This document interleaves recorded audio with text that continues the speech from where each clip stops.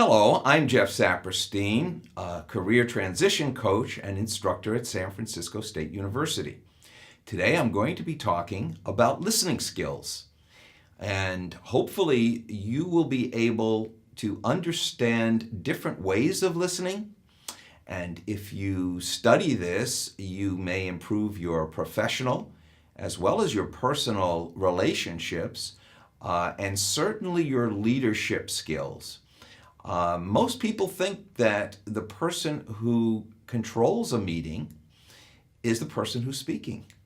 Actually, the person who guides a meeting and has more control of the conversation is the person who listens and then responds.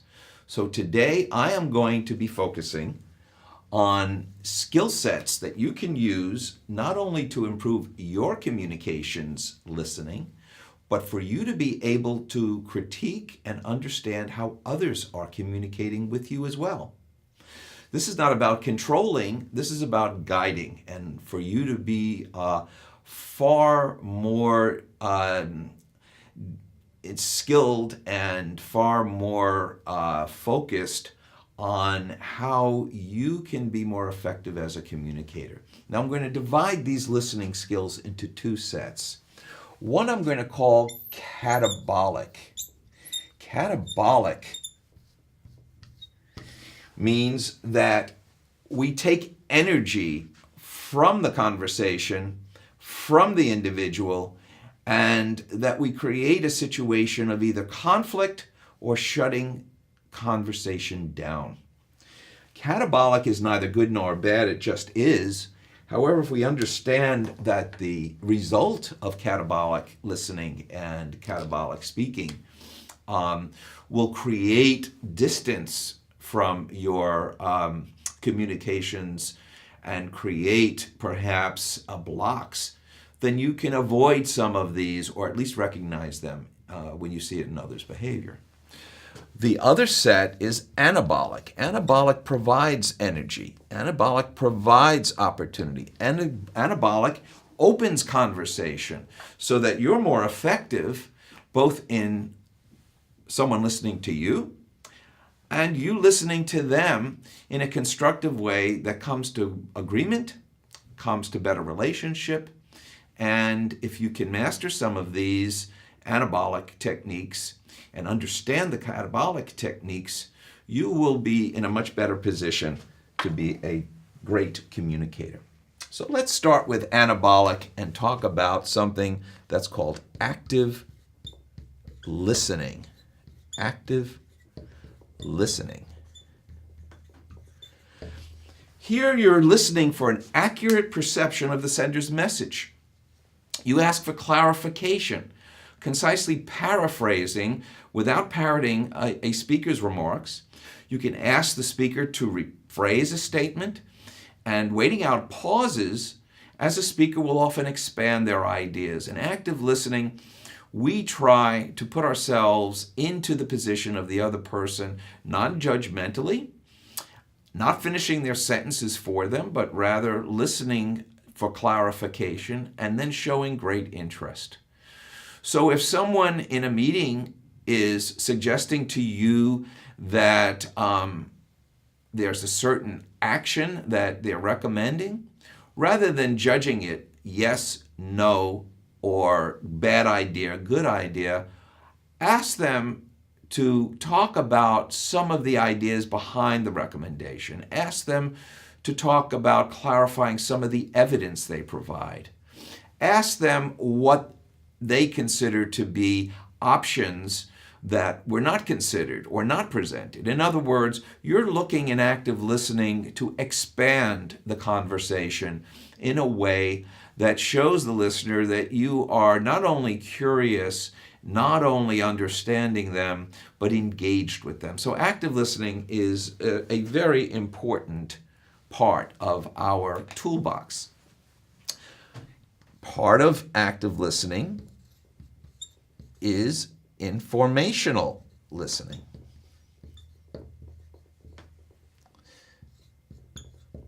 Here,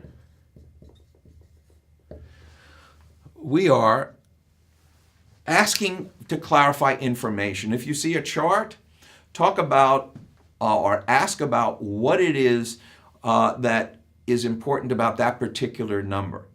If somebody is talking in an interview, you want to probe when they had a situation, how did they react to that situation, and what were the results, and what were they thinking, and what were the other people thinking, and look at informational listening as part of active listening, in which you're seeking information, data, support, statistics, anecdotes, again, showing your interest in understanding the speaker. You are not giving your opinion in either active or informational listening. You are trying to clarify, you're trying to understand. Emotional listening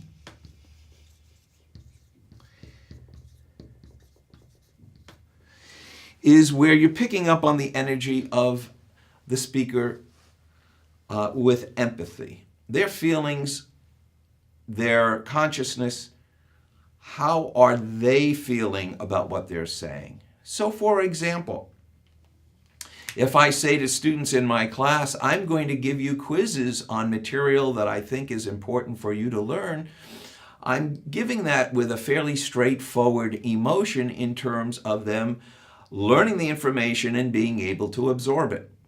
If I say, I'm giving these quizzes because I found that students do not listen in class, and unless I give a quiz, they are not going to pay attention, well, you can hear in my voice that I have some anger, I have some history, I have some reason that I feel that giving quizzes are perhaps a necessary evil. And when we listen for emotion, we could then probe in active listening, say, well, teacher, why do you feel so strongly about quizzes? Or what is the focus of your quiz in terms of what you're trying to achieve?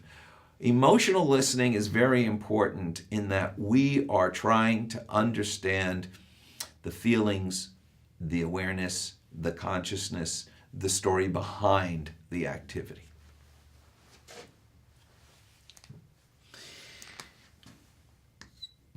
Intuitive listening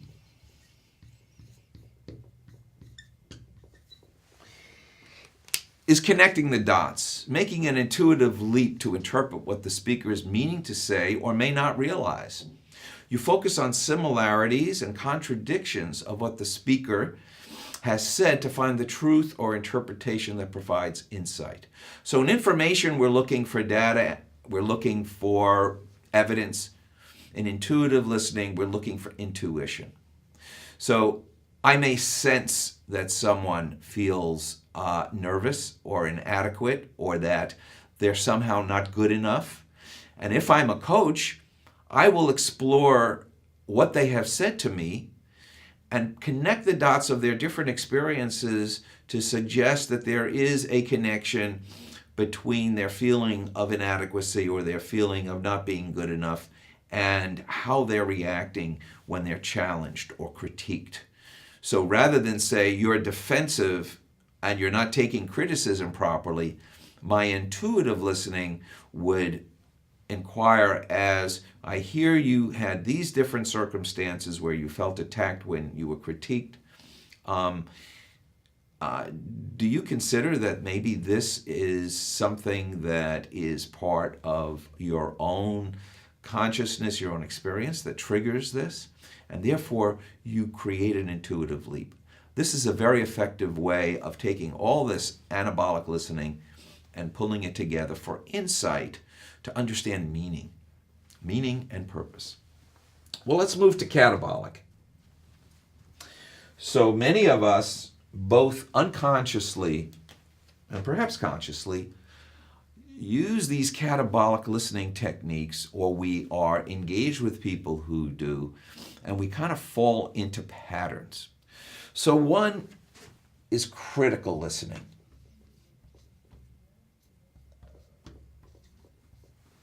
Critical listening, evaluating the merits and demerits of a speaker's idea. Imagine you're in a meeting, you come up with an idea for improving whatever processes or whatever service your business is in, and the supervisor or the person who's leading the meeting says, bad idea, or we've tried that, didn't work. Well, what you've just done as a speaker is you've shut down that individual. You have not open discussion, but closed discussion. When we are in our personal relationships, when we're critical of somebody and they feel attacked, they shut down. So critical listening, unfortunately, is the most common in response to a dialogue. Now, it's different than giving a critique. A critique is different than critical listening. A critique can be, I'm going to make this suggestion for your improvement. Here's what I liked about what you did, and here's something you might consider, or some other ways you might consider approaching the same problem, the same issue. Or it may be that let's talk about how you can improve performance in a particular area where there has been errors or perhaps there's room for improvement. It's the difference between a constructive critique and critical thinking is your attitude about opening discussion with the person or shutting down their ideas, and thereby they retreat. Pseudo listening. Pseudo listening is where we pretend to listen. We're certainly looking at the speaker, but we're not really listening. Our heads are somewhere else, or we've already concluded and we're just letting them go on and on. So non-verbally we exhibit attentive listening, but mentally we're not processing the content of what the speaker is saying. Very often in conversation, people will be pseudo-listening. Very often in meetings, people will be pseudo-listening. Need I say that very often in classes, students are pseudo-listening to what an instructor has to say. But what pseudo-listening does is it actually also shuts down communication, because you're not getting the full value of what the speaker has to say, and you're not engaging the speaker, and indeed you're withdrawing. So being aware of our pseudo-listening is a good thing to do so that we avoid it, unless we truly don't want to listen. Sidetracking is changing the direction of a dialogue based on egocentric concerns or the agenda of the listener. Changing the subject by not allowing the full dimension of a topic to be explored really takes the attention from the other speaker and brings it to you. So if someone is talking about their experience at work and you say, oh yes, I have that experience too, and you take the discussion to your experience and disregard their experience, well, you're sidetracking. If you're speaking with someone and they're talking about a problem they are having with an individual, and you talk about the same problem you had with a similar type of individual, you're sidetracking. So if we want to focus on the other, we need to take our ego out of this discussion and focus on what they are saying and their feelings and fully explore it before we move on. And we usually should ask some permission, like, oh, have I heard you fully, and now can I respond? Or can I tell you my story? Would be a way to avoid sidetracking. Premature replying.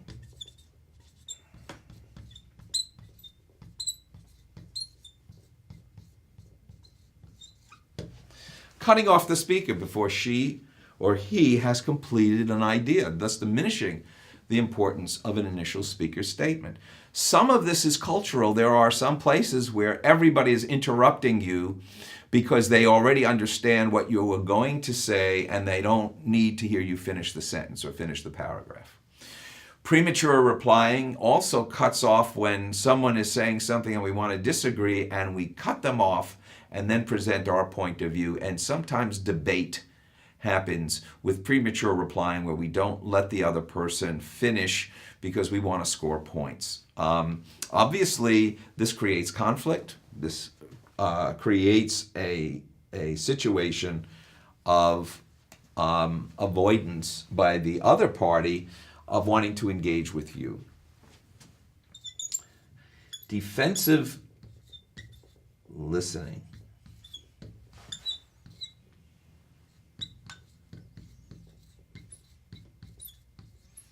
How many of us find ourselves in this situation?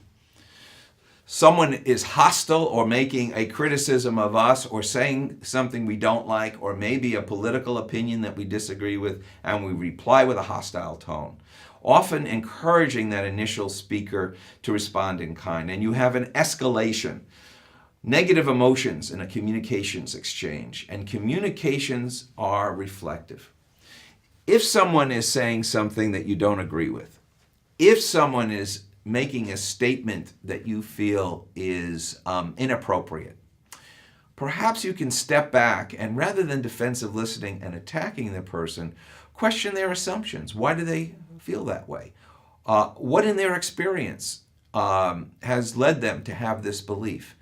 Use the active listening and informational listening as a way to deflect falling into defensive listening. So to sum up, we have anabolic ways of listening, and if we understand each and we master each, we will become much better communicators. If we take a look at catabolic listening and we understand the dynamics, we can both have better control of ourselves and recognize this in others, and we have the opportunity to not just react the way we would do kind of a knee-jerk reaction, but we can step back. We can take a moment and reflect, and we can say, what choices do we have? What is our objective in this conversation? And sometimes criticism is warranted, but we don't have to be critical in tearing people down. We don't always have to be attentive to what everybody says, but we can check ourselves whether or not we're pseudo-listening. Sidetracking, taking the conversation from what somebody is saying to what we want to say about ourselves, may be perfectly normal. It may be what we do all the time, but now we can reflect and say, is that the way I really want to be perceived as a communicator? Premature replying and cutting people off, that may be part of what we experience in our families or in our previous relationships, but maybe it will not work for us moving forward, and we check ourselves there and watch the tone of defensive listening. Hope this has been useful for you. This PowerPoint will be available with this presentation, and I hope that you check out my website, jeffsaperstein.com, for other blog posts, podcasts, videos, and more information about how you can navigate your career and be more successful as a communicator. Thank you.